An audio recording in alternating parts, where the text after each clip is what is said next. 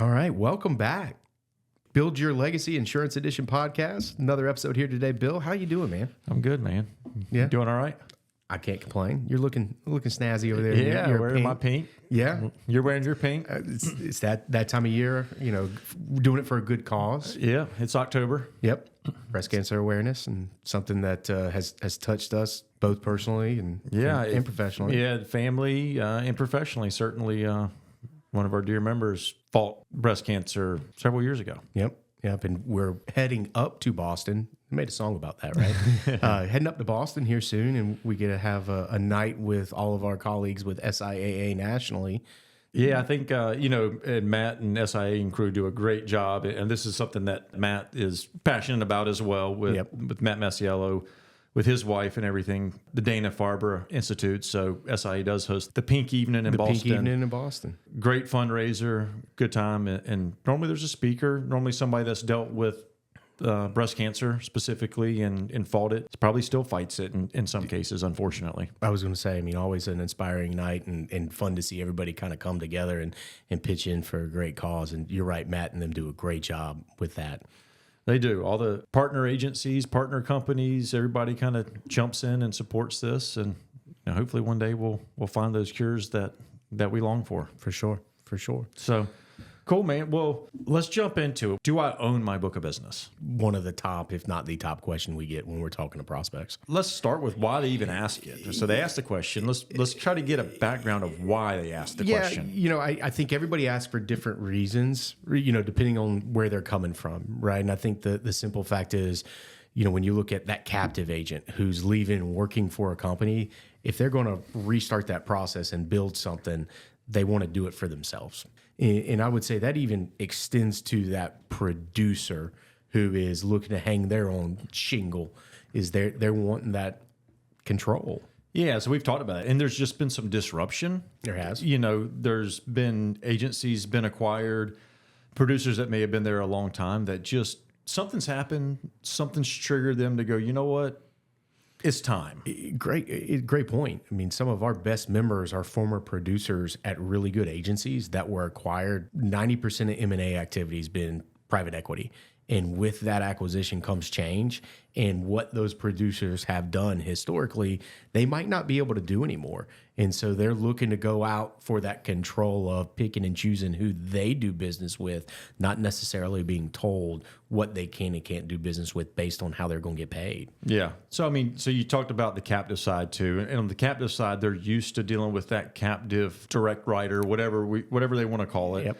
They have to kind of abide by that specific market, and they have controls of what they can and can't do. Yeah. That captive carrier is the one that kind of pulls all those strings, and you're working for them. And so then ultimately they're going to then own that business that you're writing, and they have the final say when and if you decide to exit the business, where your business goes and who you can sell it to, who you can perpetuate it to, whatever you decide to do, right. They have the final say in that. Whereas, the independent agency, and why a lot of these members or these style agents look at the independent world is, they might have a family member that they've got kids and they want to be able to perpetuate the business to them. Or they might have the goal of building up really large to sell to one of those really big, private equity firms. They get the control of doing that with ownership. Makes sense. Yeah, and one of the things we tell is looking at this isn't for everybody. We've said that over and over in podcast.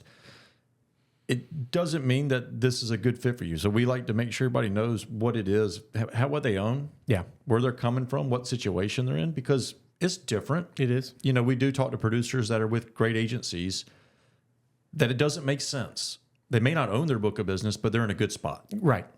And a lot of that's the person, the type of business they're calling on, the size of their accounts, those things. I'm the first to say when talking to anybody, if it's not a fit, I'm going to raise my hand. Right. Which kind of leads us, I think, down to the opposite side of that coin. We've talked a lot about producers and captive agents, but we also work with existing agencies. Right. And that ownership question is still very important to them when they're exploring this because of the hard work they've put into building a business. They want to make sure that they're protecting it. And that I respect that wholeheartedly. Yeah, absolutely. So how do we prove it to them that they own their own book? What does it look like, feel like, where they understand everything. Yeah, I mean, we've talked about like the top questions to ask when you're joining, or looking at an aggregator, cluster, partnership, whatever you want to call it. And that one question of who pays me my commissions, right? At the end of the day, I think that's the biggest indicator, and that's where we separate ourselves.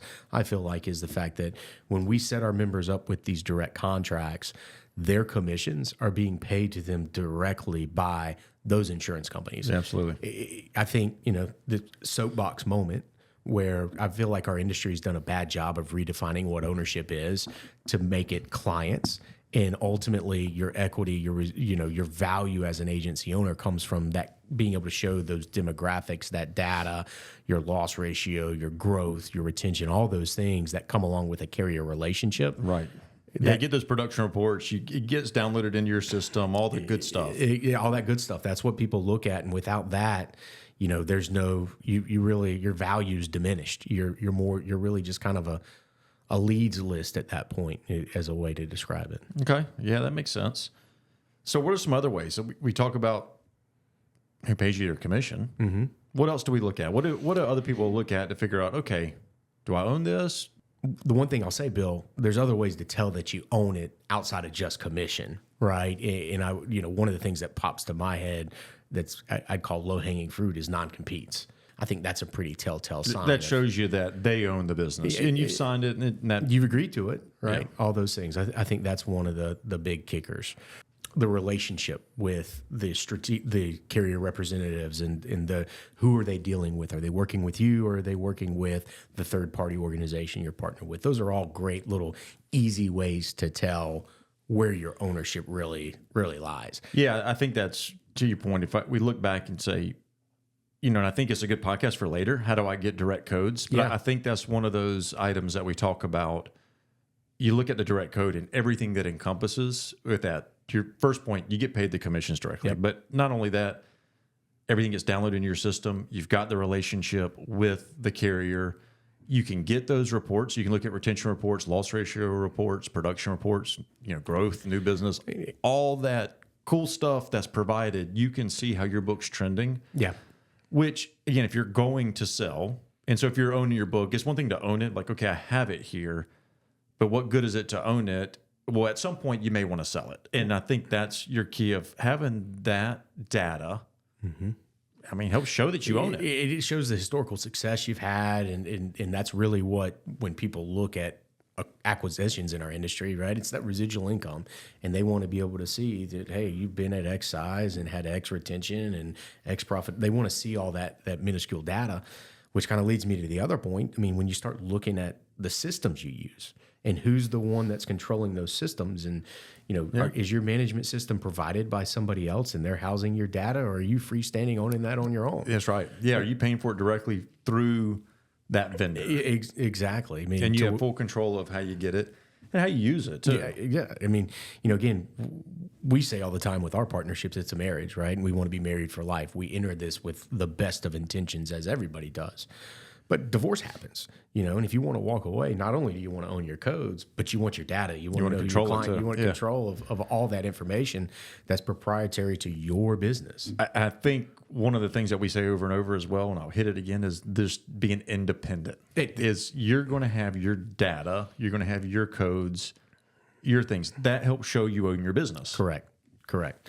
And so independence, we can always hit on that. We can always within everything, right? And then I'd even say you boil down to like the contracts you have with the actual companies. Our members are signing contracts that go through their, I would call it, obligations to that carrier, their goals, right, their compensation, all of those things. They're signing those agreements specific to their individual business.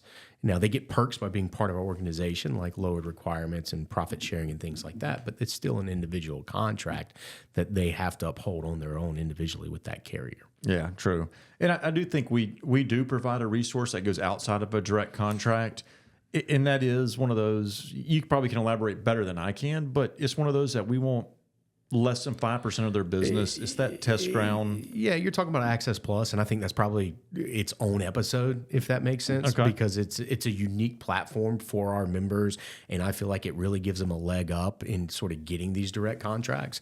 But it's a way for us to kind of help these members track toward those direct codes. Okay.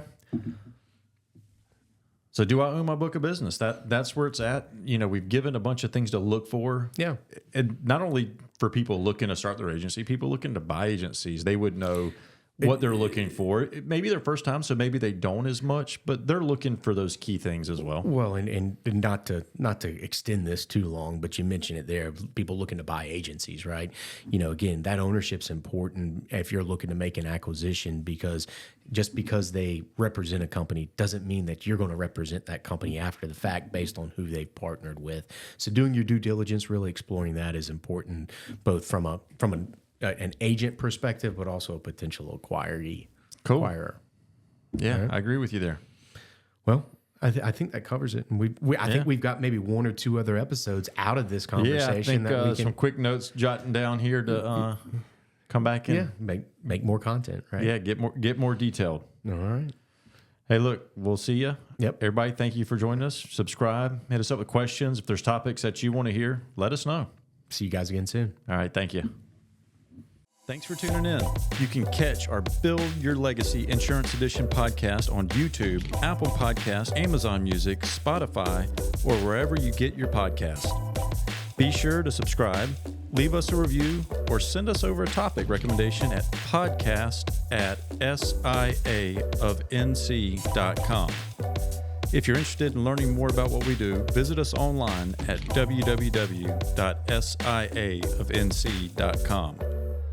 We hope you enjoyed our newest episode. See you next week.